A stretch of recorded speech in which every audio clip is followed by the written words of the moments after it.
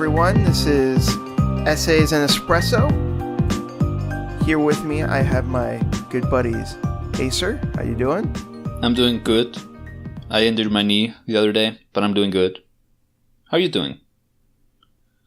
I'm doing better than you, apparently. I didn't injure my knee. And, of course, we also have Boken. How are you doing, Boken? Hello, I'm doing fine. Also, insert Skyrim joke here. Oh! Oh, God. Because of my knee. I made the joke. I made the joke already. And you didn't get it then? What the fuck? Oh! I said because of Adventure. Oh! Yeah. Like, off recording I made the joke. And you were laughing. I thought you got it. Yeah, I thought you were likening me to like an Indiana Jones character. Like that was my job. No, I didn't get Skyrim out of that. No. Oh, man. We're off to a great start. This is the slow brain episode, people. I'm on top of my game, man. So, Boken is galaxy brain, while Acer here is like peanut-sized brain. Galaxy Brain makes Skyrim jokes in 2019. You're so woke. Now, Acer, what have you been up to? I've been playing the KOTOR games. They're so good. KOTOR, Knights of the Old Republic. What are your guys' history with those games? I've beaten KOTOR 1. I started KOTOR 2, but put it down. And I really need to go back to it because it's like considered one of the best Star Wars things ever. And I really liked what I played of it, but I just need to find a time where like there's like no new game releases and I'm just free to just like jump into it. It's curious because I have the exact same relationship with those games. Like literally the same thing. Okay, so I'm the only one who's finished both of them now. It seems that way. But do you guys know how the story concludes, or do I have to No. maybe? I mean, the story of the first game, sure, and I don't want to have it spoiled. Please don't spoil KOTOR 2. I'm not gonna. But I'm just briefly gonna give my thoughts. I think KOTOR 1 is like a perfect game. I think KOTOR 2 is a superior game, but I think it's very much not a perfect game. Mainly because the planets are so fucking long and they're so boring, but then when the game gets good, it gets so astronomically good. But man. Okay, so but it gets good. So you're basically saying that the highs are higher, but the lows are lower. Yeah, but like I say, they're long. It's still fun. It's still engaging the whole way through. But it is kind of a bit more tedious because the missions are. In the first one, their missions are a bit more varied, and they're more about sort of experiencing the Star Wars world. Go engage with the Sand People and these guys. You all know from the movies. But the second game, it does have that, but it has it in less quantity. And more of the game is just you walking from point A to point B, just walking back and forth with information and stuff like that. But it's still really fun. And it plays a lot better than the first one. I used the content restoration mod. Daniel, you recommend it? Yes. Really happy I did, because I've been going over some stuff that they fixed. And I probably would have hated it if I hadn't used the mod. That's probably a great success story of modding. Yeah, from what I hear, they actually had like they were in contact with the original developers, and that's how they were able to like restore the game the way they did. Ah, that's cool. I really wish they would do KOTOR 3. Like I said, I'm not going to spoil what happens at the end of KOTOR 2, but there is definitely room in that story for a third entry. And it kind of sucks that they eradicated the extended Star Wars universe, but I think they could just slide this stuff back in without really needing to change anything, because it's so distant from the events of the other movies. From the events of the movies. Yeah, don't these games take like 1,000 years? 4,000 years. 4,000 years. Yeah, and Yeah. Oh my god, yeah, they're so far removed. Like, it doesn't even matter. yeah, and one thing, what I really like about these games in hindsight is that if you guys have played like the Force Unleashed, has either one of you? Yeah, I think the Force Unleashed is sort of the. I don't want to say it's a bad game or that it's stupid, but I think it's sort of It's incredibly stupid. It is, but it is dumb. It's enjoyable. I know a lot of people like them, and I'm not going to say those people are wrong for doing so, but I think that game is kind of the antithesis of everything Star Wars is not about. Whereas KOTOR is everything Star Wars really is about. Like when Yoda was talking to Luke on Dagobah, I think that sort of conceptualization of the Force and all that is much better represented by KOTOR than any other Star Wars game that I've played. And I'm thinking, and I'm going to do a video on at least the first one, probably both. I'm thinking, should I do one of those clickbaity, the Star Wars franchise you didn't know? And then you have an arrow pointing in random direction. The forgotten Star Wars franchise. Take note, Disney, or something like that.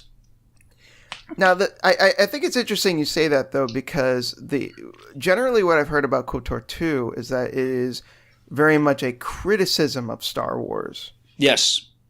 And Chris Avallone when he wrote KOTOR 2, he did it with like this hatred of like the Force. Just he hated what the Force like represented. Yes. But then, wouldn't that be a good video? Because The Last Jedi is also a criticism of Star Wars in general, and it's about like breaking up those traditions and those old conflicts. So, and The Last Jedi is generally considered to be a failure. So maybe you could make a video out of how KOTOR 2 does it well, while Last Jedi fails. See, I would say it's that probably would be a great video, but with his sort of hatred of the Force, it's worth noting that when he lays down, he uses Kreia mainly to deliver that sort of narrative about the Force and all that, and he does it within the sort of canon of Star Wars, where he's not like an observer saying, "Look at how stupid this world is." It's more just a character pointing out how the ramifications of existing in the world that they do is like how crazy everything is, and how this is how dogmatic the Jedi are. This is how crazy the Sith are, and the Force is the driving force. Like it's the driving force, the Force, for all of that crazy stuff. And my thoughts are so scattered on this, but it's delivered in a way where it feels very authentic to Star Wars. It kind of expands the universe by criticizing this stuff. Whereas The Last Jedi felt maybe more like it was just limiting what Star Wars could mean. And that was super interesting when Kreia was talking about all of that. I feel like The Last Jedi mostly ask questions without answering them. Like, what if we just buried this conflict and moved on with our lives, and then the movie doesn't move on with its life whatsoever and kind of just reinstates the conflict at the end? It's just spinning its wheels. I think one of the problems with The Last Jedi was a lot of it kind of felt like building up to something, and then it kind of doesn't, and I guess expecting the next movie to pick up the slack. Yeah. And that's why I always was kind of waiting on what I actually think of The Last Jedi, because it feels like the next movie would have to cash in on what Last Jedi sets up. But then everyone hates Last Jedi, and monetarily it wouldn't be smart of them to continue into that direction. So Episode 9 is probably going to do something else or something safe again, and then Last Jedi failed anyway. It's kind of frustrating. It's a little sad. The Episode 9 rumor is that we're going to be getting Thrawn as the main villain. Who? What? Who? Thrawn! Admiral Thrawn! Who? Is he the comic relief character? No! He's the blue guy. He's from the comics. He's from the expanded universe. From the He's this comics. Come on. What? He's the best. Do I look He's like I the read best. Star Wars comics? Who the fuck reads Star Wars comics? What self-respecting individual would make that conscious decision? Look, he didn't appear in the comics first. He came from the book. No, he's an old character. For when the expanded universe first started, I think he was in the book Shadows of the Empire, and he's sort of a kind of like Isn't that the N64 game? That was also that, but he was kind of like this sort of Napoleonic character. He was this super general who just took over the empire as soon as the emperor died, and he just wrangled it, and he made it into a much more powerful entity. And he's a really cool character. I would love to see him be the bad guy. Like, genuinely, I would love to see him be the bad guy. I think they brought him back in the Star Wars cartoon, the new one. But that doesn't make sense. I mean, shouldn't Kylo Ren be the villain? No. That's what they were building up to at the end of The Last Jedi. No, I don't want that. I want Thrawn. Guys. I'll let Disney know. No, he's genuinely a great character. He's one of the few expanded universe characters who is really good. Because most of the Star Wars expanded universe is just, what was this droid doing when they were blowing up Alderaan? See this character in the background of the Mos Eisley Cantina? What's his story? Who gives a shit? Give me Thrawn.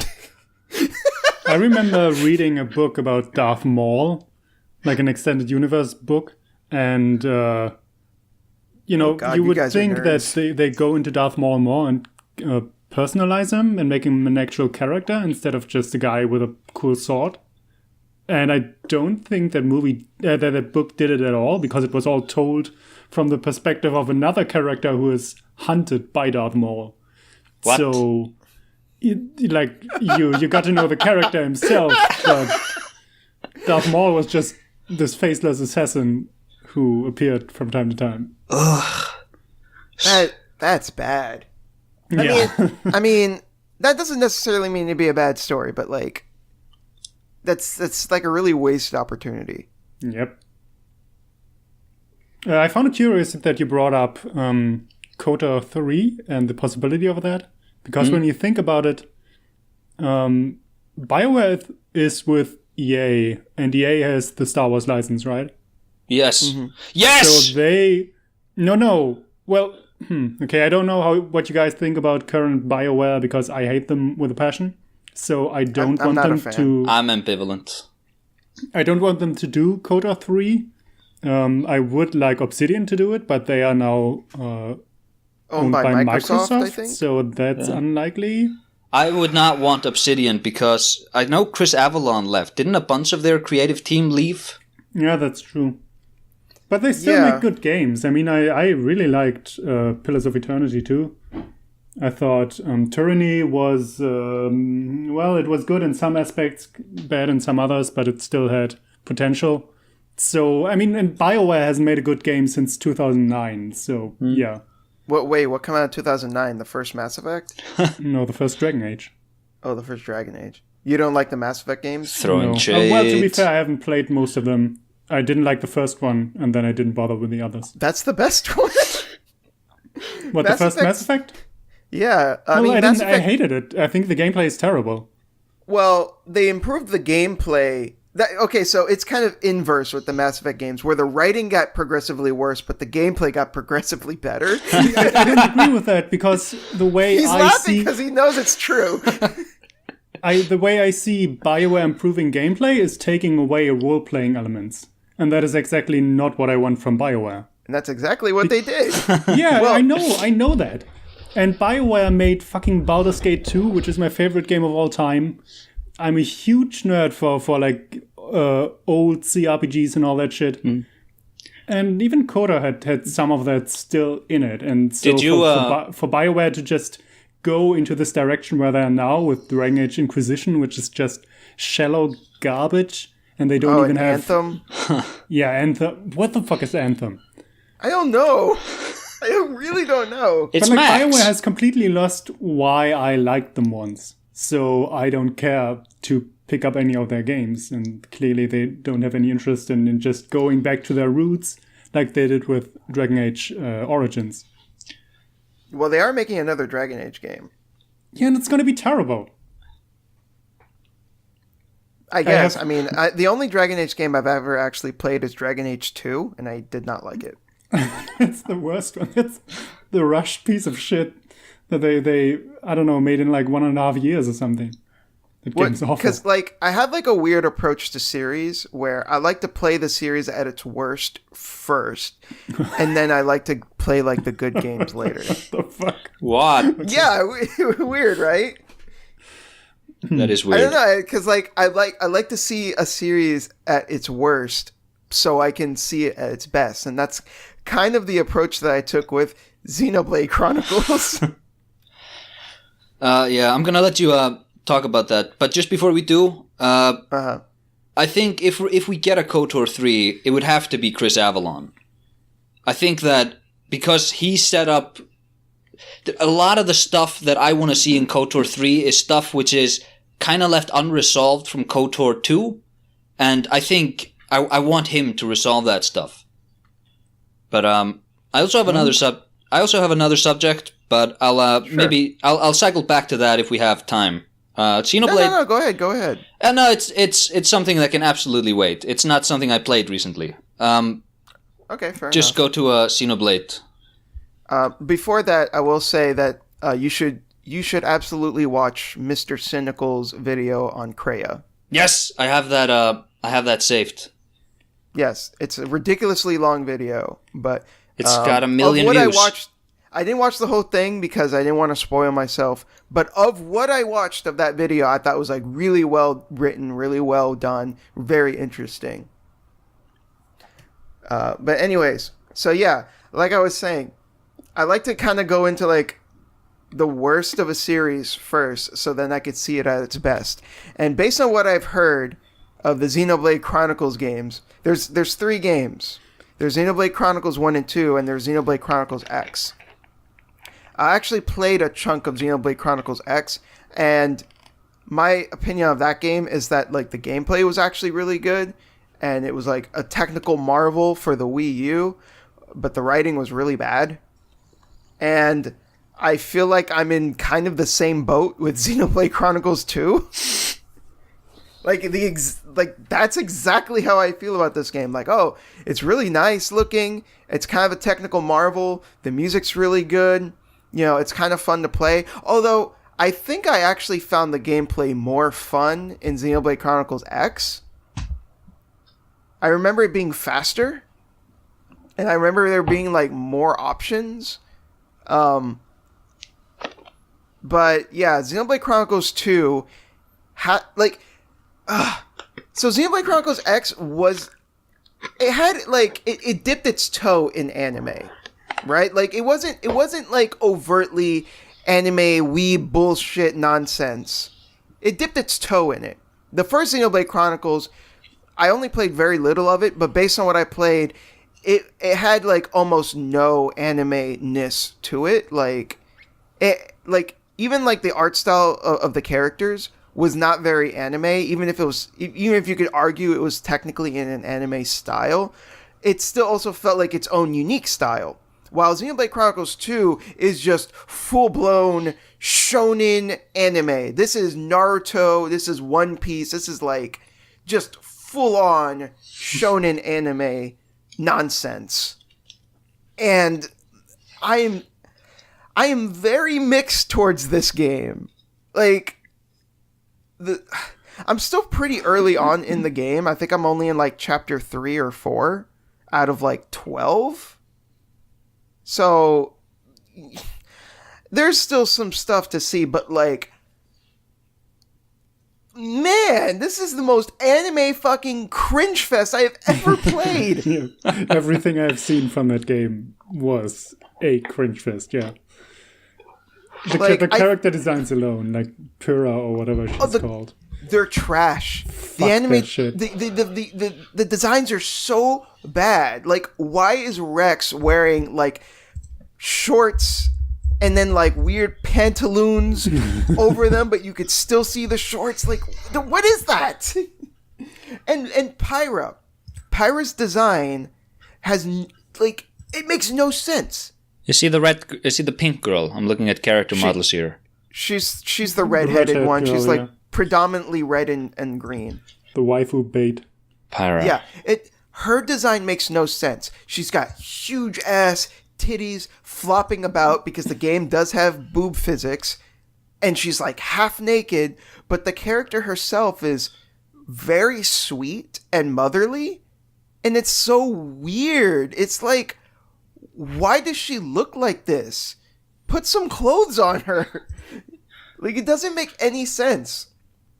Oh my god, this game. I'm looking at a lot of belts here. What's that about?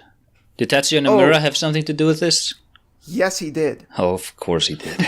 Oh no. So get this. This is one of the most absolute weirdest things about this game is that they contracted multiple different artists to do different character designs. So you have characters that are designed by Tetsuya Nomura, and then you have other characters that are designed by completely different artists in a completely different art style. Yep, I'm watching it right now.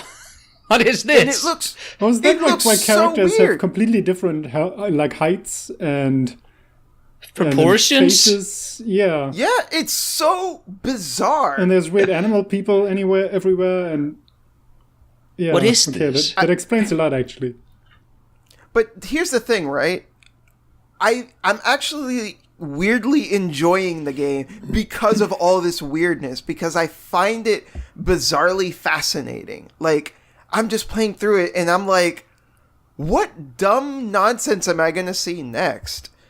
And it's also sandwiched with stuff about the game that's actually pretty good. Like, I genuinely really like the world. The world is actually really cool. So all of the different places that you go to actually take place on these giant titans. There are these titans they're so huge that there are entire towns and giant plains that exist on top of them that you walk across. And they're so high up that there's like a layer of cloud all around you, and under it is water. Huh. I mean, if you want to be pedantic, you could be like, scientifically speaking, that doesn't make any sense. Shut up. It's actually a really cool idea. Just, even if it doesn't make any sense, I think just conceptually, it's pretty cool. I'm looking at screenshots. This is pretty cool. Like, some of the locales look beautiful. Some of the places that you go to genuinely are stunning. It's just arguably, like, the best looking Switch game that I've played from an artistic point of view. You probably argue there are other better looking games from a technical standpoint, but just in terms of artistry, I think this is the best looking Switch game. And I genuinely enjoy playing the game. Like, even though the combat's kind of weird, slow, and clunky, there's kind of like a nice relaxing vibe to it that I enjoy. Although that's kind of hampered by the fact that this is something that I really hate about the game, where because you have these giant open plains, they're littered with monsters that range from like level 5 to like level 99. And you could be in the middle of fighting level 5 monsters, and if you're unlucky, there will be a level like 70 monster that happens to pass by, and it aggroes and just like one-shots the whole party. It's like, I don't know why they designed it like that. It's really dumb. But yeah, Xenoblade Chronicles 2. This is I don't know how to feel about this game. Does the game still have that issue that, well, for one, the voice acting is terrible, I know that much, but during combat, enemies will repeat their lines every 2 seconds? So I'm playing like the most up-to-date version of the game, and the game has been patched so that it isn't as egregious as it used to be. That being said, whenever I play this game, I usually play it with like a podcast on or something, because there'll be like long stretches without like cutscenes or anything. So I'll just like be playing it with like a podcast on or my own music. So I haven't really noticed that issue in particular. As for the voice acting itself, the acting is questionable, but one thing I like about the voice acting, and it's less about the acting and it's just the accents, because I'm I played a lot of games, a lot of Japanese games, and I watch a decent amount of anime, and I hear the same fucks all the time. Your Crispin Freemans, your Liam O'Briens, your Laura Baileys. I've heard these fucks so many times. So just the fact that I'm hearing different people, and that they don't have an American accent, and they actually have British accents and Welsh accents and Scottish accents, I just enjoy it just for the simple fact that it's something so drastically different from what I'm used to. You know what Even would if be the acting- drastically different? Yeah, it is drastically different because... Yeah, but you know what would be drastically different? Just play it in Japanese. Well, you can play it in Japanese. Yeah. Wait But a that's not minute, drastically different for me. I play games in Japanese all the time. nerd. I mean, Tales of Vesperia Definitive Edition came out recently, and everyone's been bitching about how the new cutscenes are dubbed by different people, but I'm not having that problem because I'm playing it in Japanese. Yeah. I mean, I already beat the game dubbed in English. I might as well play it in Japanese if I'm going to play it again. Wait a minute, you like the Tales games? Yeah? This is Why? this is the first I'm hearing of this. Oh, sarcasm, I see. I'm being funny. Clever boy. Let's cut this out. But We'll edit That's this. staying in. no, leave it in. I'm gonna take the awkward silence and just Extend triple it. it. Have me, then you'll loop me saying it again, but like a bit louder. Like, oh, I'm being sarcastic. Like, make it sound really bad. What, gonna is that edit your in all Tommy the Wiseau chirping sounds and all impersonation? that. It's not an impersonation. It's just how I talk. Come on, man. Oh, speaking of awkward, I've been playing Kingdom Hearts as well. Oh my god. Oh no, I've just been in JRPG weeb hell recently. So I beat Birth by Sleep, and I'm now playing Dream Drop Distance because Kingdom Hearts 3 is coming out soon, and these are the only ones that are of note that I haven't beaten yet. Now, Birth by Sleep it's the one that people go, this is the one Kingdom Hearts game where the story is actually good. People were like, this is the good one. All the other Kingdom Hearts games, yeah, okay, they're kind of dumb nonsense, but this is the good one. And I'm still like, you people are crazy. I will give it this though. It has more going on with the story than the other games do. I will at least give it that. And I will say that it's not as much confusing nonsense as the other games. So, by Kingdom Hearts standards, it's probably the best one. But that's not saying much. Doesn't the confusing nonsense just build up? Like, if it's a later game, isn't the confusing nonsense already implied? The whole series is confusing nonsense. Yeah. I'm just saying that there's a little bit less of it in this one. But what it does do is... Okay, so... It brings up questions, and it doesn't answer them properly. And then I heard... So there's this character named Ventus, and he's super important. But it's never explained how or why. And then I found out that there's a fucking mobile game that explains it. And I'm like, why are you like this? Why is the series like this? So Ventus is super important. I don't know why, but he is. And Xehanort, who's the big bad, who's voiced by Spock. He's voiced by Leonard Nimoy. Is that the bald guy with the beard? Yes, the bald guy with the beard. It's super weird that he's voiced It by is Leonard super Nimoy. weird. It's, you know what else makes it doubly weird is that Mark Hamill is also in this game. He's good. Is Mickey Mouse? No, he's not. He's not Mickey Mouse. He's Master Ericus, who he teaches the other Keyblade masters. Ugh. Yeah, right. Right? You can say any Kingdom Hearts term, and my reaction is going to be, oh god. So yeah, Ventus is like super important, and there, and he's also like the explanation as to why Sora's nobody looks different than Sora himself does, even though everyone else is like, I'm sure like to some people that's like complete gibberish. Mm-hmm. Mm-hmm. Mm-hmm. Oh, I hate this series. Yes, I hate it too, and I've never played it, and I know nothing about it. But the fact that people can't shut the fuck up about it. Like, my Twitter feed is basically 50% Kingdom Hearts talk, because I follow 4 or 5 people who can't shut the fuck up about this fucking series. And People I don't care get it. a lot about it. I don't get it. I am afraid of actually looking into it. How much of the series' fan base do you think is nostalgia, and how much is there being actual quantitative quality in the games? That's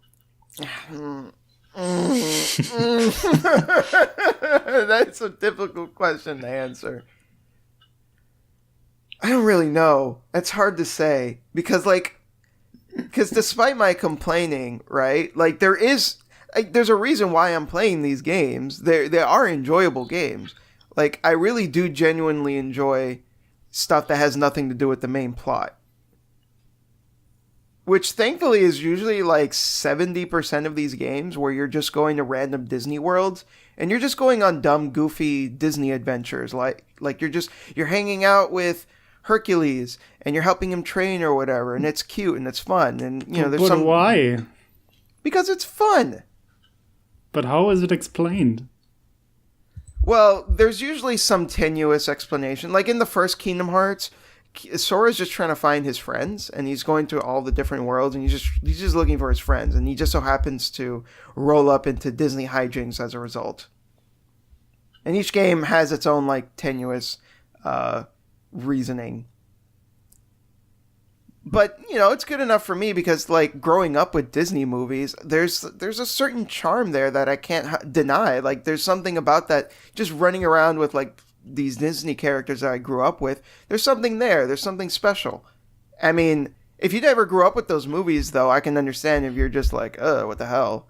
Do they ever go back into those surreal, just dark horror black and white cartoons? Have you guys watched those? The old... When like skeletons come out of the ground and they're like playing their own rib cages and they're chasing Mickey Mouse, and like it gets super weird. It's crazy weird. The farthest back that they ever went was Steamboat Willie. Yeah, and they did that once. That's not that weird. That's just a mouse whistling. No, yeah, but that world was super cool in Kingdom Hearts 2. Like, it's one of my favorite worlds, even though it's like pretty tiny. But like, it's super cool because the whole thing is black and white, and they even like mix the audio differently so it sounds like one of the old cartoons. Like, it's really cool. Sweet. Does it animate that way, where characters are like lifting their shoulders up and down all the time? No, it's still like the game's regular animations. But still, I think like the pseudo old school aesthetic is like, because it still looks like it's that same art style, so it still looks really cool. But that's kind of what I'm talking about. Like there's stuff like that it's so bursting with charm that, at least for me, I can't help but enjoy it, even though there's like all this other dumb nonsense that I just don't care about. I don't care about Xehanort. I don't care about the nobodies. I don't care about the unversed. I don't care about Organization 13. I don't care about any of this idiotic stupidity. This seems like a franchise that shouldn't get too invested in its own lore, but seems to have gotten very, very invested in its own lore. There's a video by a guy named Best Guy Ever where I think he spends like 2.5 hours just like doing a college style lecture about Kingdom Hearts lore.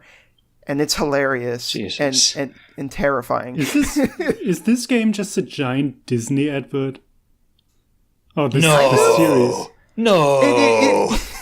It is both. It is both a giant Disney advert as well as Tetsuya Nomura's fan fiction fetish nonsense. Oh my god. Are the other Disney characters aware that you can travel between worlds?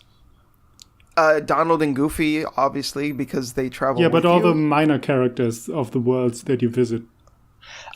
King Titan is aware. Triton, I'm sorry, from Little Mermaid. He's aware. Scrooge McDuck, for some reason, is aware. But it's not. Those are the exceptions. Like most of They them are aren't. the exceptions. Most Disney characters don't know that there are other fuck? worlds. As far as they know, their world is the only world. I'm seeing a lot of photos recently of Donald Duck, and he has like a pistol in his hand. What's that about? That's probably photoshopped. It's so good though. That's He's so mean. I don't think that's real. I'll buy the deluxe edition of Kingdom Hearts 3 if that turns out to be real. Wait, is there a deluxe edition? That probably. Square. Probably. It comes with like a $500 statue. $500 statue. Yeah, you're probably right about that. Oh yeah, so I also started playing Dream Drop Distance, which I've only played a little bit of. I haven't really gotten too deep into that one, so I can't say much. But I will say this, because I started when I picked the game up, I played it a little bit just to see what it was about, and then I put it down. And only recently I started playing it again. And I mentioned to a friend, like, oh yeah, I've been playing it. And he had like a very reasonable question. And he's like, oh, this takes place before Kingdom Hearts 3, right? And I'm like, yeah. And he's like, why is Sora a little kid again? And I didn't have an answer. Fantastic. It is such a reasonable question. And I know that there's some sort of answer, but I just don't know it. And I think it's in that initial cutscene that I watched when I first popped the game disc in to install it and see that it worked. And I just haven't bothered to go back and check. Fuck this series. I don't even care. I'm so looking forward to Kingdom Hearts 3. It's going to be so bad. I'm going to love it. Dude, whenever I see a screenshot or video of Kingdom Hearts, it's like, I feel like someone, like the whole world is playing a practical prank on me.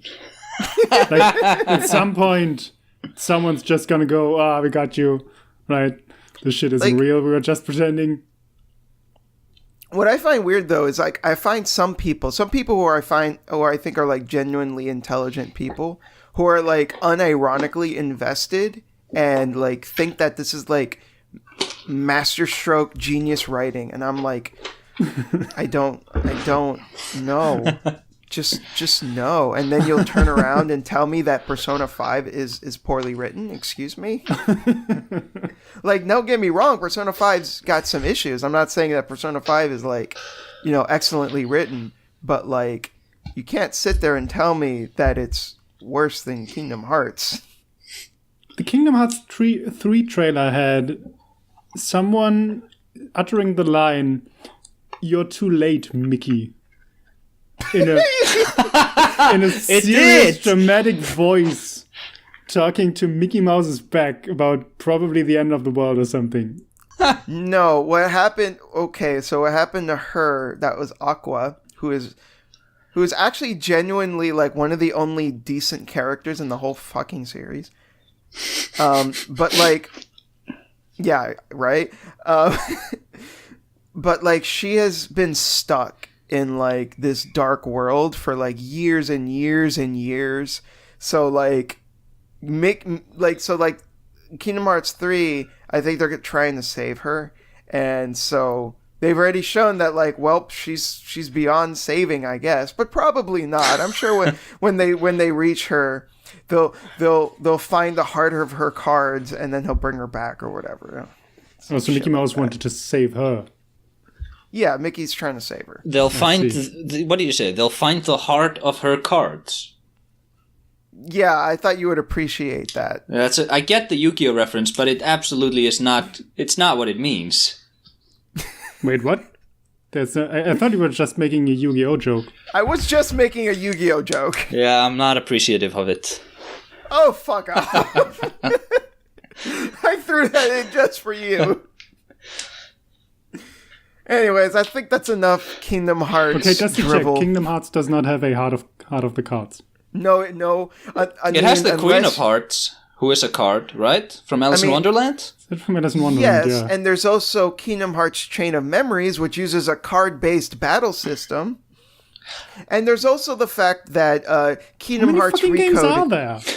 there? There's also the fact that Kingdom Hearts Recoded, Kingdom Hearts Dream Drop Distance, as well as Birth by Sleep use something called a command deck for their battle systems, which don't specifically use cards, but they're called decks as if they were cards, which actually, I almost forgot. I was going to mention this. So one of the biggest problems with fucking Birth by Sleep's combat system is its command deck system, because it falls prey to the dominant strategy. So in these games, it usually has like a more straightforward action RPG system. And that's still present in Birth by Sleep. But Birth by Sleep adds the command deck, which makes it so that you have like 8 things at a time that you can do with the triangle button, and you can like switch between them with the D-pad. But these are abilities that can level up, right? And you could choose to either put like an ability or an item. So items are almost worthless to put there, because why bother putting an item when you can put a skill that levels up?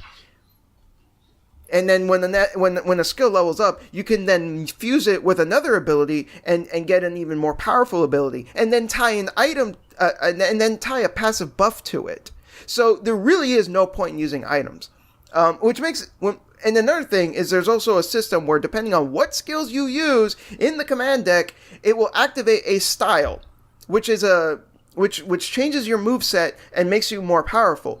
Something that is not contributed with items. So what the fuck is the point of even having items? It again falls prey to the dominant strategy, and it just incentivizes you to instead just focus on leveling up the skills and fusing them together and activating the styles. I bet the phrase Heart of the Cards has actually appeared in one of the Kingdom Hearts games. I bet. Like Sora. No, it hasn't. No. Probably. Like Sora How goes would to. you know? You It don't probably even know has. Sora's a little kid. I know he's a little kid. No, I mean Daniel. Oh. He doesn't know shit about these games. You don't know if there's an Heart of Cards. He probably said it once, like, I know you're the Queen Maybe of in Hearts. a mobile game that I didn't play. I know you're the Queen of Hearts, but I'm trying to get to the heart of your card, or something like that. No, I'm pretty sure that's not in the game. I'm sorry. They should do a Yu-Gi-Oh! World. I'd buy that game. A Yu-Gi-Oh! World would honestly be pretty rad. I'm actually kind of sad that they don't have like a Final Fantasy world. They just have this one place called Hollow Bastion, and that's just where all the friggin' Final Fantasy characters live. I'm like, that's just such a That's dumb. friggin' missed opportunity. Go to like, Midgar. Yeah, go to Midgar. Go to Balam Garden. Go to the Tree of Life in FF9. Like, go to Xanarkand. Like, come on. Just import the map from Final Fantasy 15. The whole map. The whole map. Just like uncompressed. Include the entire game's campaign too, but now you can also do it as Sora. That would unironically make that game like 5 times better, because it will probably have like way better combat. I think that's enough. Let's go on to you, Boken. Okay. I've played a game called Full Metal Furies. Not furries. Not Not furries. furries. We can also refer to it as Full Metal Furies from now on. I don't mind. This is apparently No relation to Full Metal Alchemist or Full Metal No. Panic. It's apparently from the guys that made Rogue Legacy, which I also haven't played, but I know that's like an indie classic, one of the first indie games back when those got big that people really liked. That game was fine. I know. And Rogue Legacy is a roguelike, for all I know. This game is a 4-player co-op. I guess it's a brawler. Like it's a side-scrolling brawler. Except some of the there are 4 classes and there isn't a lot of punching or melee. I guess it's 50-50 because 2 classes are melee, 2 classes are ranged. And it's good. I mean, I don't play a lot of co-op games, so maybe my standards aren't that high, but I played it with 3 friends, and then when the one friend had to go back home, we played a little bit more with 2 friends, I guess. It's a fun game. I don't know. There are 4 classes. I only played the sniper, and it's mostly about just going right, killing everything that comes into sight, and a little bit of the interactions between the classes. Like, some characters can juggle the characters in the air, and then the sniper can land a hit on them while they're in the air, and then they get an air crit, and the warrior can reduce armor, and then the other characters can attack those enemies and do more damage, and that kind of shit. I don't know. Is this on PC? It's on Steam. I don't know if it is on consoles as well, but this is a good game. I don't know. It's like a beat 'em up. It's on Xbox One. I guess. Funnily enough, I never had. I know one of the biggest issues with beat 'em ups is that you can't really tell when you're going to hit enemies because they might be on a slightly different plane than you. Yeah. And maybe that's because I only played the sniper, so I had all the time in the world to just line up my shots, and you can always tell where you're shooting. So I never had that issue that I couldn't hit enemies or was frustrated with that. So that worked out fine for me. There's like teamwork involved when characters, enemies sometimes spawn with colored bubbles, and every color corresponds to one of the classes. And so then that guy who plays that class has to shoot off the bubble first, and then the rest can harm the enemies. I'm looking at a trailer for it right now, and I love the art style. It looks really nice. Yeah, the art style, I mean, I like the sprites. The character models are a bit too quirky for me. Actually, the whole game is a bit too quirky for me. Like, that's one of the issues we had in general, is there's way too much dialogue. And the dialogue is genuinely bad because it's one of those types of games that feels like it has to cram in a joke into every single line. And none of the jokes are funny. So it just becomes incredibly grating. And when you play with friends and you're drinking and trying to have a fun time just playing a game, you don't want to read that much dialogue anyway. So that's kind of a waste. But then at the same time, if you're playing alone, maybe you want to read that dialogue, but then the dialogue is still bad. And it also has that issue that there's a good bit of variety. It's not just killing shit. There's also, puzzle rooms, and then you will suddenly reach that one stage where there's a giant console with 50 different glyphs that you can put in, and you have to know the right order, which we got there. We had no fucking idea what to do. So maybe that's because we skipped all the dialogue, which is an issue because, if it wasn't for, we would skip the dialogue because it's too much dialogue. But then if we have to read the dialogue to actually understand some of the puzzles, that's a bit of a conflicting design, in my opinion. I don't know. We reached a lot of stages where we had no fucking clue what the solution was supposed to be, and we had no idea where to search for them. So, yeah. How much steam does the gameplay have? Like, how long do you think you could potentially play this game before you get bored of it? I don't think. I mean, we played it for maybe 7 hours overall across, I think, 3 sessions. Okay. And I'm not bored of it at all. I would love to keep playing. So I don't the actually core know. game. So, the core game itself is really good. The core game is fun, yeah. But it just has, some annoying aspects to it that kind of hold it back. Yeah, like the some conflicting aspects, in my opinion. And I maybe it's not a problem because so far we could keep going just by doing the regular order of stages, but sometimes you just get to a crossroads and one road leads to a puzzle room that you just don't know what to do with. Maybe those aren't important. I don't know what actually is at the end of those. So maybe you can finish the game and just have a fun time just killing shit. Okay. I guess I'll keep it in my wish list on Steam, and I'll wait for it to like go down in price on a sale or something. The reason why I think we had so much fun was, I mean, the gameplay is solid. The classes have a lot of, well, not a lot of depth, but there's some depth to the classes, and you get a lot of upgrades and additional weapons, so you can change your loadouts and all that. There's a good bit of variety in both the levels and the classes, but it's also a fairly difficult game. And we had like 2 people who play a lot of games and who, you know, were a bit quick on the uptake on what to do and how to play their classes. And the other 2 don't play as many games, so they didn't perform as well. But we still could always keep going, even if we had to do a boss like, I don't know, 6 or 7 times, because you get gold to upgrade your characters, and you get gold even when you fail a mission. So you try a boss like 5 times and suddenly everyone has more gold in the inventory, even though you didn't finish the mission.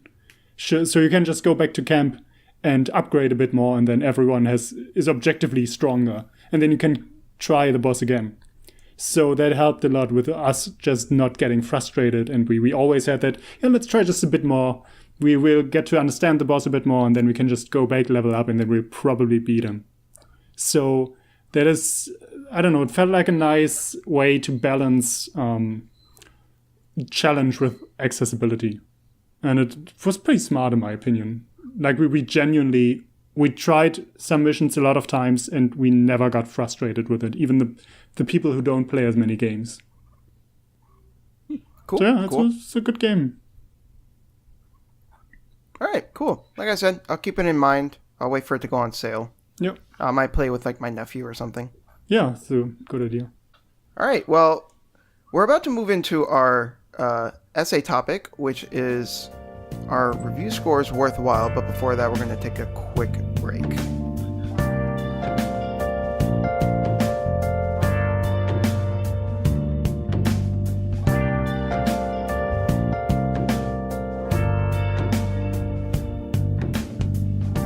Hey everyone, we're back, and we're going to be going into our discussion topic. Are review scores worthwhile? So this is something that I think Boken and I kind of stumbled upon while we were just talking off the air, and I think it's something that's worth discussing. So what is everyone's general opinion of review scores? Boken, we'll start with you. Oh, I don't even know if I can give a general opinion, because for a time I extremely hated them, and then I found a few methods that work for me. Mm-hmm. I think the way most people, including most industry reviewers, handle them is terrible. And I think most people agree on that too. Like the typical, I'm giving this a 7 out of 10, it's an okay game. You know, that kind of shit. That just inflates review scores to basically start at 7, and 6 is a terrible game, and yeah. Yeah. Everything is a 9. It would, like, sometimes it's so disparate. Like, I remember one time making a joke where someone would give something a 0 out of 10, then they'd say it was okay, but then it turned out to be game of the year. Like, that's, like, obviously that's like a really hyperbolic joke, but at times that's how jarring it would be when you would read the review and then you would see the score, and it's like, you know, what is this? Like, yeah, but that's what happens also with high scores. Like I remember I follow Giant Bomb a lot because I like that show, or that site a lot, and I like Jeff Gerstmann and Brad Shoemaker and all that. And they gave what's it called? That PlayStation 4 open world game with the dinosaurs. Horizon Zero Dawn? Horizon Zero Dawn, yeah. They gave that game a 5 out of 5. And like, this game is extremely special and it's so well made and blah, blah, blah. And then that game is not a 5 out of 5. No, but they gave it a 5 out of 5 back then because Jeff Gerstmann liked it in the moment. And then, I don't know when that game came out during the year, but then when they got to the end of the year and they had their Game of the Year discussions, No one fucking brought it up in none of the categories. That game was just forgotten about. But the 5 out of 5, which is the perfect score, is forever. You know? Yeah. Mm-hmm. I think the inflated review score thing, it really kicked off during the 7th generation, and it's mainly because I think aggregates like IGN, when they reviewed games that back then, it was always like, gameplay, it works, so that's a good. Graphics, it's good graphics, and they would just pick the game apart into this really weird brackets. And during the 7th generation, every single game worked. Everything played nice, everything looked nice, so everything got kind of good reviews, even though some games, like I remember some games weren't all that good. I remember Adam Sessler gave BioShock Infinite a 5 out of 5, and he also gave The Last of Us a 5 out of 5.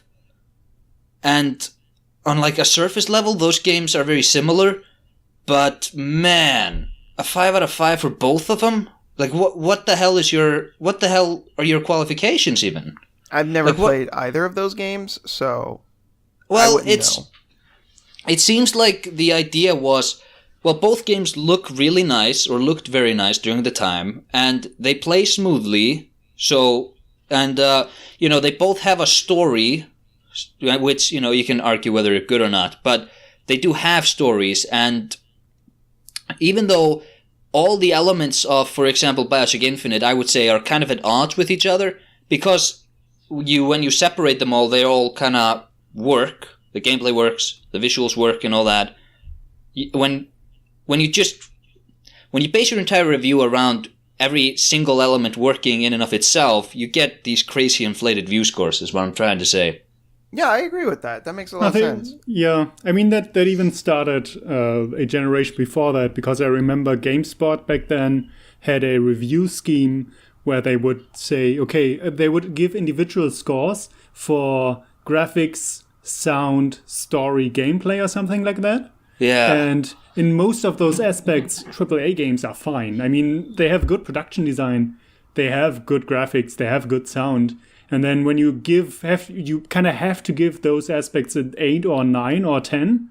And so the score itself always gets just inflated, because in most aspects those games are fine, but often not in the aspects that matter. Like, that would be the same as giving Marvel movies a 9 out of 10 automatically, because the acting is good, they look good. The effects are good, The music, they're funny. Good. Yeah. But those movies are just normal now. They are the standard, and they bore me. I am also bored by most of those movies. Like, yeah, that shit doesn't come across in scores. And then at the same time, if those movies stay consistent in quality, you can't really just say, okay, I'm giving the normal Avengers a 9 out of 10, and then go down for the next Avengers if the next Avengers is a similar movie in terms of quality. It's just it's an inbuilt issue with review scores. Like, the opinion about entertainment media changing over time, and review scores staying the same numerical value always, just doesn't work out. Right. I mean, it's kind of a weird thing, right? Like, because in that instance, are you scoring the movie on its own, or are you scoring it up against all the other all the other Marvel movies? And should you do that? Yeah, and it doesn't work because at the time, not all the Marvel movies are out. And then next time a Marvel movie comes out, you have a bigger pool to compare it against. So it would automatically be judged harsher. But does that, and if you think of it like that, though, like, does that retroactively, like, worsen the initial batch of Marvel movies, because now you have all these other movies that you can retroactively compare it to? It shouldn't. I think you should be able to look at those earlier movies, in and of themselves. Yeah, but I agree. You can look at them in context, and numbers don't give context. That's the issue.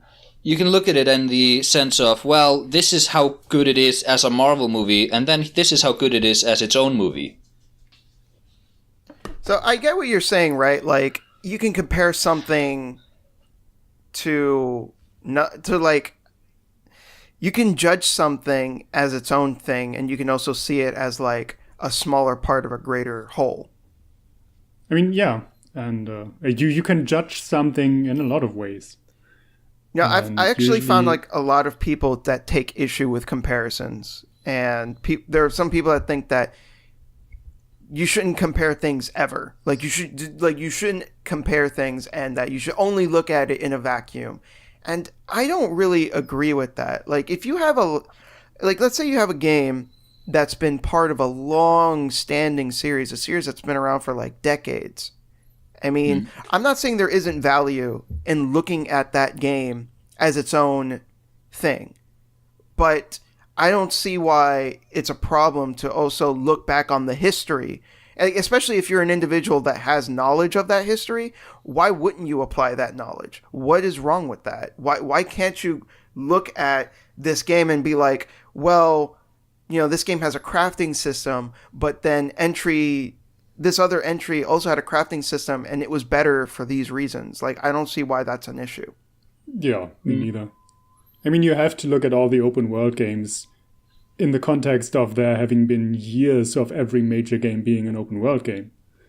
And then when I compare those games to something like Breath of the Wild, most of them are worse. They're just worse. So why would I let go of that context when Breath of the Wild and all the other games are mixed into that context and the builds up, learning from each other, trying out new things, and then trying to find new niches. I think the conceit is that if you can make an argument as to why it's good or bad without making the comparison, then why make the comparison? Well, because we all Because take the in standard more experiences. Because And the we standard check- has been raised by other media. Yeah. Like our opinions change with what we consume at which time. If somebody made what's a popular game? Okay, Modern Warfare 2, that's a really popular game. Say if somebody made a better version of that, should we but released it today, that game probably wouldn't get very good reviews because we've been there, done that so many times. It's not impressive to go back there, even though you made those incremental changes. So Modern Warfare 2 back in the day probably would be better, if that makes any sense. Sure, like if you make a game that's like 1% better, like Yeah. I know that's like a really weird way of looking at it, but just for the sake of argument, let's say you have Modern Warfare 2 and then you have Modern Warfare 3, and Modern Warfare 3 was 1% better than Modern Warfare 2. Yeah, technically speaking, it's better, but just by the virtue of it being very marginally better makes it less impressive. Because Yeah, but now consider you gave Modern Warfare 2 a 9 or 10 out of 10. What the fuck do you do then? Oh, that's a good point. yeah, and that's also part of the reason why I personally don't like review scores. I think just what you say is more important than a number at the end. Because what also happens a lot of the time, and I'm guilty of this too, but sometimes when I know that it's a review that has a number at the end, I won't read the review. I'll just look at the score and get a general idea of what the feeling of the game is. And I know that's bad and I should take the time to read it. But Yeah, but I do at the that same too. time, you're allowing me to do that. You're giving Yeah. me that easy way out. And that's why I think review scores probably do more harm than good, because if you didn't have that score and I really wanted to know what you thought, I would have to read it. It gives more value to the written word. And and it's not just written reviews. This is the same with with videos. If you know someone consistently gives a score at the end, then you could reliably skip to the end of the video. Oh, this person gave it a 6. Okay, I know not to bother, without actually hearing the person out. Yeah, absolutely. And you can make the argument, well, you shouldn't do that, and that's kind of fair, but maybe you shouldn't make it so easy to do that. See, the reason why I'm not completely against review scores is that I started using a site called Letterboxd, which is a movie database where you can just create an account and basically keep a movie diary of what you watched. You can log it, you can give it a score, you can write a review about it, and then you can, like, the site just keeps track of when you watched what and what score you gave it and what you thought about it, right? And Letterboxd has a rating system of stars. There are 5 stars and you can give half stars. So it's basically a 10 out of 10 rating. But I started using that, and I explain it in my profile on the site, that I only use full stars. So for me, it's a 5 out of 5 rating. And I found that to be extremely functional as a review score, because when you for me, the problem is 10 out of 10 ratings, and I think a 5 out of 5 rating works perfectly fine, in the sense that for me, like the categories are broader, right? You kind of you go, okay, 5 out of 5 is like the best thing I watched. It's my favorite movies or whatever. And then I go 1 down. It's movies I really liked but aren't on that same level. And then 3 stars or 3 out of 5 would be a decent movie. And then 2 is, there were some aspects I liked, but overall it was bad. And then 1 is terrible and I hated it. And when I build categories that broadly, I find it easier to actually say, okay, this is a 2, this was a 4, I love this one, this was definitely a 5. I absolutely hate scores out of 100, and they out of 100 is terrible. This game is what does 87 out of 100. What's the difference? What's the difference between 85 and 86? And then some have 10 out of 10, but they go down to decimals. So it's like, oh, this is a 9.1. Like, what does that even mean? Yeah, it's nonsensical. Know. Oh, I also hate it when they do like democratic rating of games, where like, oh yeah, 20 people reviewed it and it got an average rating of 83. That doesn't tell me anything, because every single one of those persons rated that game on a different subjective basis. Now you've just thrown the score anywhere. Yep. I remember Game Informer used to have like a really weird system where for them a 7 was average. Like they reviewed it like if it was a school paper. So like almost every game that they would review would either be a 7 or an 8. So stupid. Yeah, and then, but that's not all. They would rate it 7.25, 7.50, 7.75. And then they eventually got rid of that, and now they do it 100 out of 100. So it's just as bad. Yeah, just stop. The best system is where you have a reviewer who says, here are the things I like. This is sort of what I consider to be great things. This is stuff I don't really like, and here's my review of this thing. And then you just find a reviewer whose tastes are very similar to your own, and you kind of can go by them. Yeah, but if you have a scoring system, I don't know, like sometimes a number is easier enough to where you know what to look at. Like you could look at my 5-star movies, and you would genuinely find the movies I love the most. Yeah, but I think numeric rating system tells me more about you than it does about the quality of the works. I would agree with that. I have a My Anime list, which I have not updated in a while, to be honest. But I would use the scores on that, and I would more so use it as a way to give people an idea, if they were just like to get a glance at it, of like what my tastes are. Like they would say like, oh, he gave Berserk 10 out of 10. He really likes, that kind of thing. And then and then he's like, oh, he gave Elfen Lied a 2 out of 10. Like, okay, that adds a little bit of nuance. I thought he only liked this type of thing, but I guess it's more complicated than that. So it's to give people an idea of what my tastes are, and get a quick glance and get an idea of like what the general opinion is. Yeah, and just build easy categories that you can look at and kind of browse. So scores have some function in just, categorizing things a bit. Yeah, but I think in reviews they have less meaning.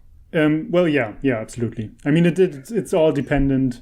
on the subjective reviews of what does. I mean, you from a score, you don't understand what is that person like, what does he like, what shit does he do badly with strategy elements in a game, and that's why his scores on that and that are already lower.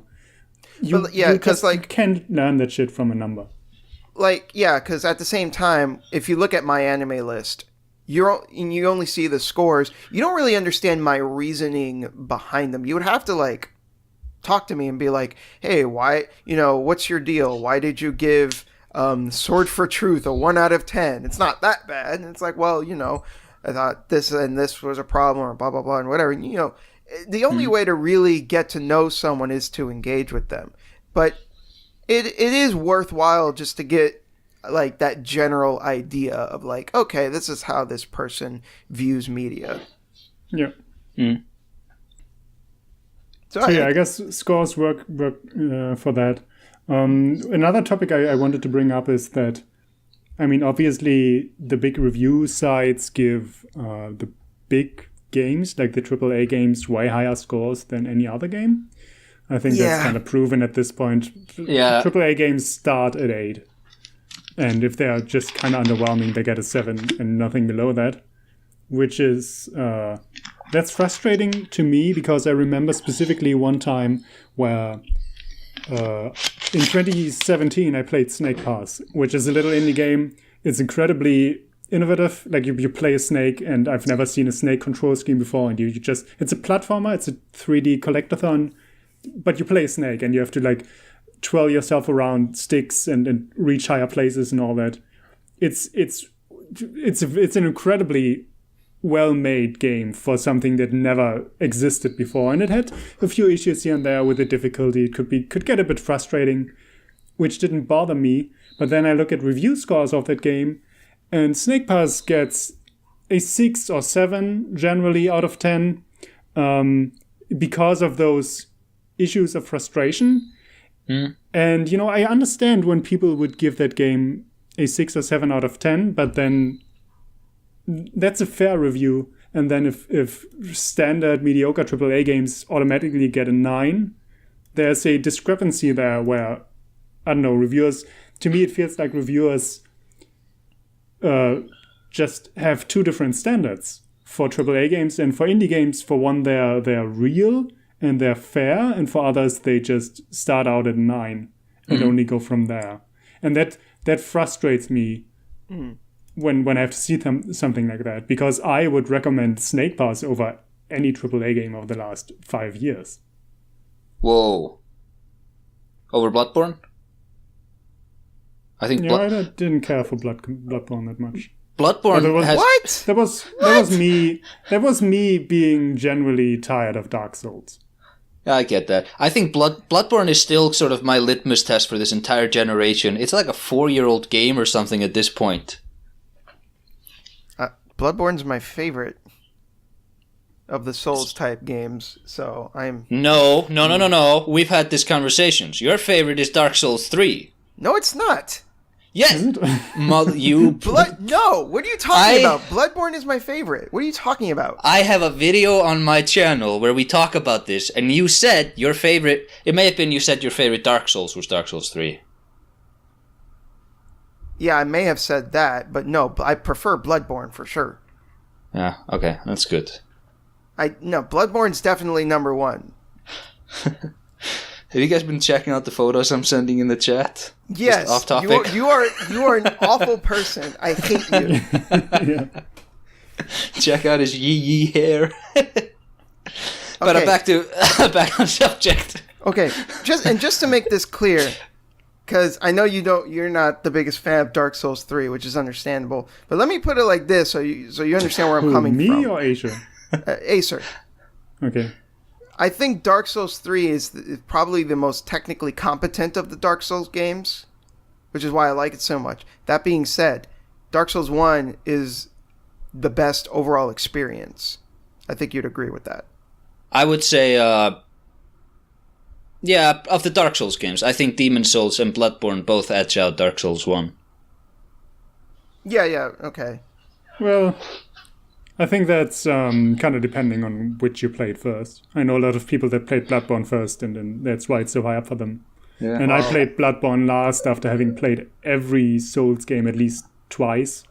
And I think I played Dark Souls 3 times, Demon Souls 3 times. And at that point, plus a bunch of other Dark Souls clones, until I actually got around to Bloodborne. And at that point, I was so tired of the formula that I couldn't really get into it.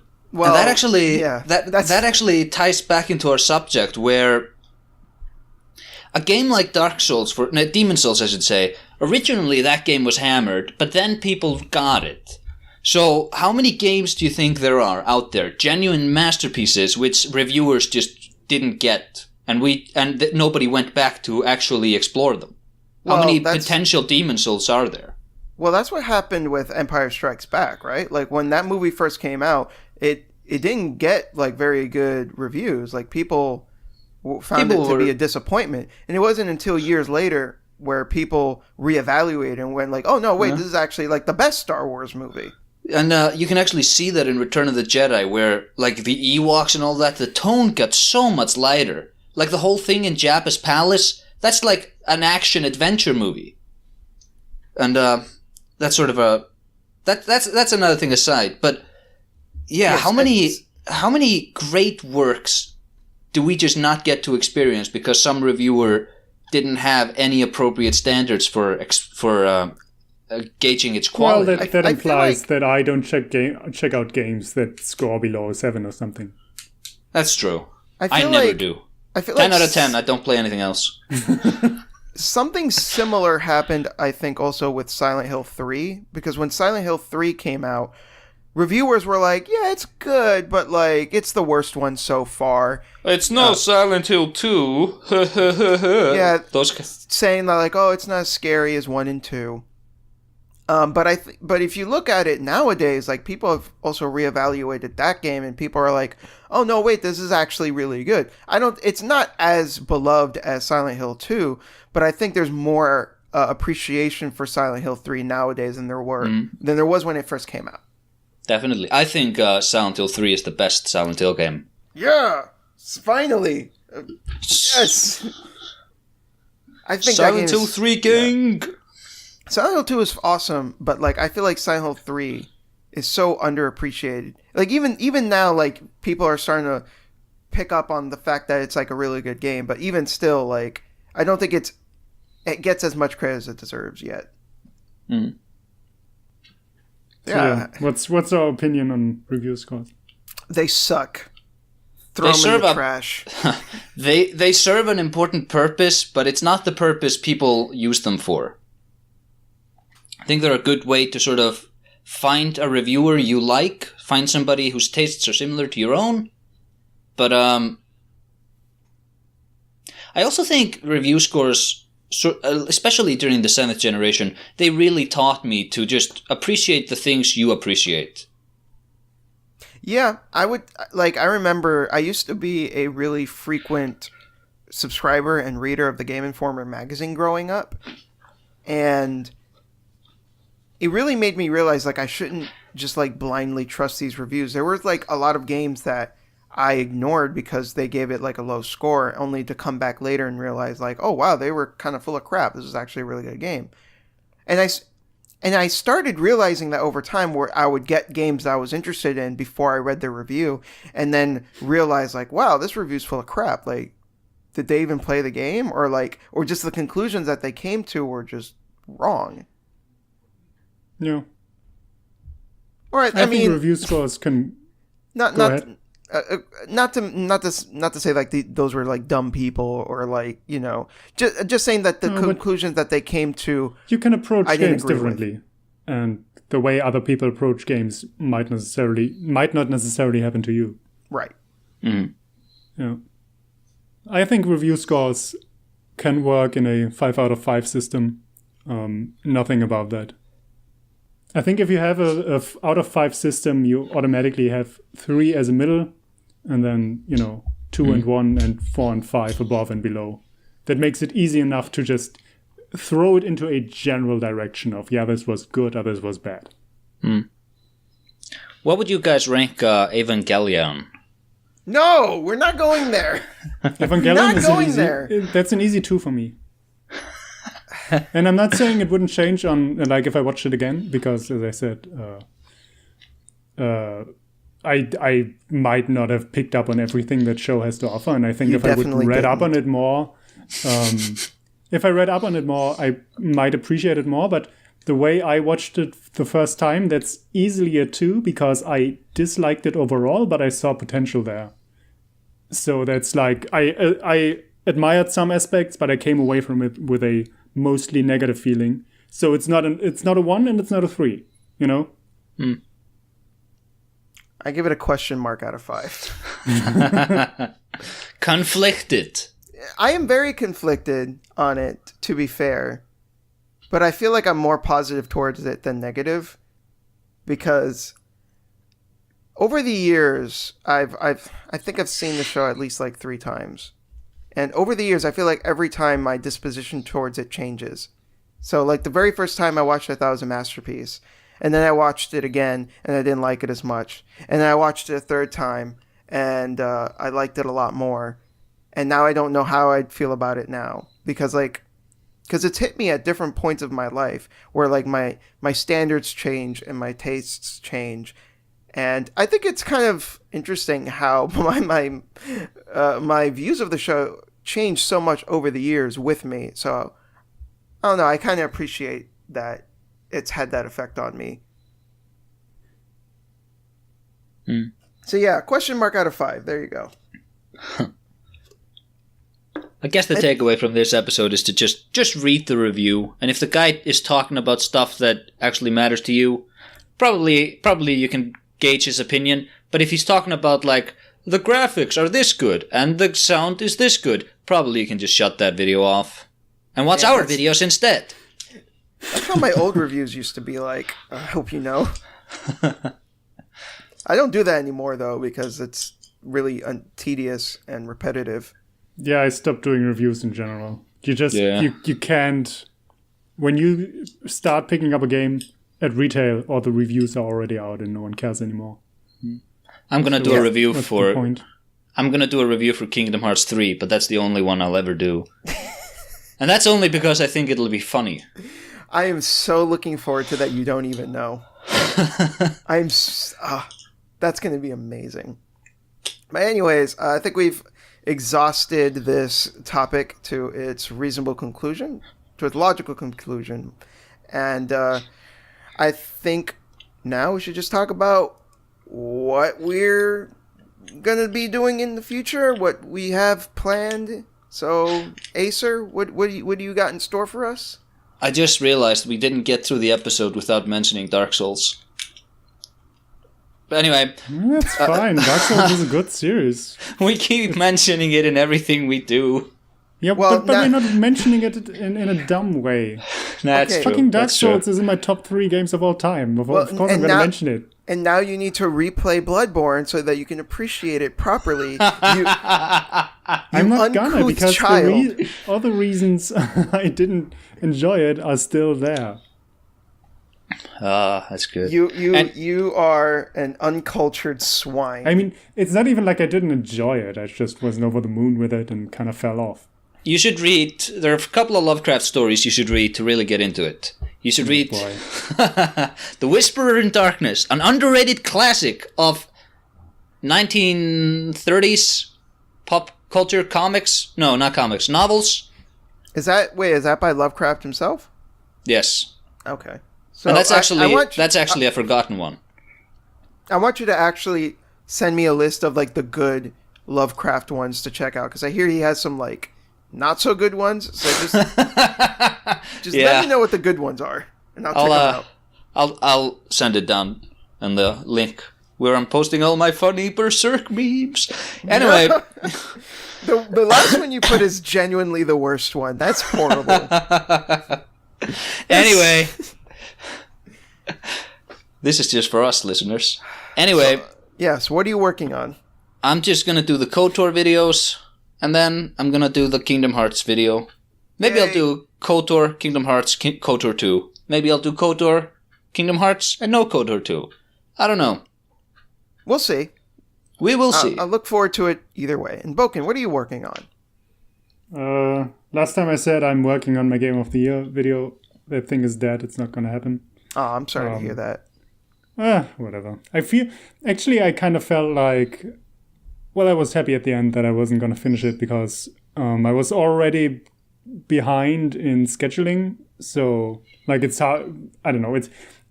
I usually would like to bring that out in December, and I didn't. And then I also felt like the games I wanted to give mention to were giving a lot of mentions by other Game of the Year videos. Except for my favorite one, which is Gorogoa, which I'm going to make a video on anyway. So, So it worked out. It helped you focus your efforts on what really mattered. Yeah. But right now I started going back to the video I want to do before that, which I don't want to reveal the topic to, but Okay. I guess I can give the context that I got an Xbox 360 and I played Gears of War 2 for it. Oh. But Gears of War is not the game I'm talking about. I was just trying to get into the context of the game I'm actually talking about. Interesting. Okay, then. Well, is that everything? Yeah. I have some other plans, but whatever. Okay. All right. Fair enough. So I just finished rewatching Berserk, the 97 series, because it's the only one that matters. And I wrote notes along the way to help me crystallize what it is I want to say.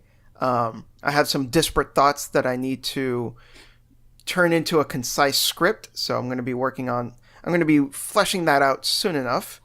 I also have a God damn it with the fucking Berserk memes.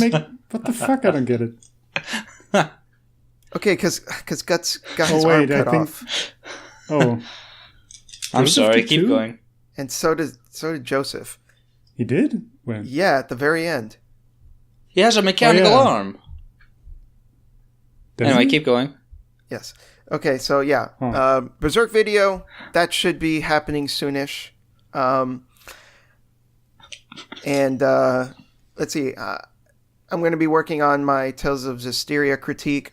No review score at the end. Just throwing it out there. It's currently at 19 pages. So it's going to be a pretty long video. I'm not done with the script either because I still need to explain the character progression systems, which are just trash. And then I have to, oh my god. So I originally wanted this Assyria video to be out this month, which is January. And I can't because I realized that, like, oh, hey, I need to go through the story again because I forgot most of what happened in the story. And I thought, oh, I'll just watch it on YouTube, and that shouldn't take too long, right? It's 15 hours of cutscenes. Fucking JRPGs, man. It's 15 hours of cutscenes? Please kill me. Just end my life now. I should have never tried to review this game. This is going to be the end of me. This is going to be like a fucking 2-hour monster of a video by the time I'm done. I wouldn't even be surprised. But yeah. I really have to wonder, sorry if I'm getting off on a tangent here, but if I will ever find another JRPG that doesn't feel like it's wasting my time. Chrono Trigger. Play that one. That won't waste your time. Oh, Chrono Trigger is actually really good. It's very breezy too. Yeah, fair enough. I mean, that game is 20 years old or more. I think that says a lot. Yeah, it's a really good game. Yeah. There's like, that game has like no fat. It's like, it's very lean. It's like a nice piece of steak with with none of the fat. All killer, no filler. Anyways, that's all for today. I hope you guys enjoyed. This has been Essays and Espresso with Acer Aesthetics and Bokenjima, and of course, your host, Daniel. Take care, everyone. Bye-bye.